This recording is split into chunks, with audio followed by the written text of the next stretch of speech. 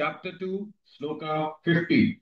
बुद्धि युक्तो जहाती है, बुद्धि युक्तो जहाती है, बुद्धि युक्तो जहाती है, उभे सुकृत दुष्कृते, उभे सुकृत दुष्कृते, उभे सुकृत दुष्कृते, बुद्धि युक्तो जहाती है, उभे सुकृत दुष्कृते, बुद्धि युक्तो जहाती है, उभे सुकृत दुष्कृते, बुद्धि युक्तो जहाती है, उभे सुकृत दुष्कृते, बुद्धि युक्तो जहाती है, उभे सुकृत दुष्कृते, बुद्धि युक्तो जहाती है, उभे सुकृत दुष्कृते, तस्माद् योगाय युज्यस्व, तस्माद् योगाय युज्यस्व,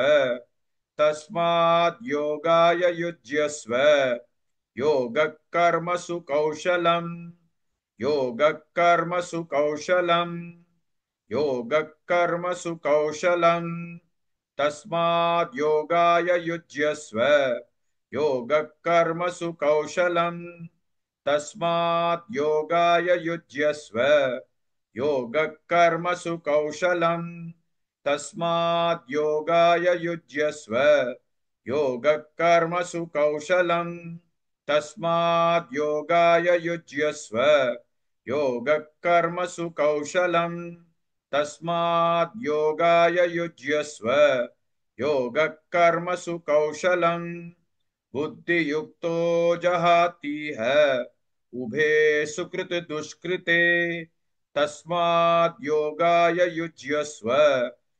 Please like and share this video because you could be instrumental in helping someone around the world recite the Srimad Bhagavad Gita, thereby helping them to have a life of unending opulence, victory and prosperity. This is mentioned in chapter 18, sloka 78. Yes, don't forget to buy my book, Leadership Can Be Child's Play. Namaste. योगः कर्मसु कौशलम्।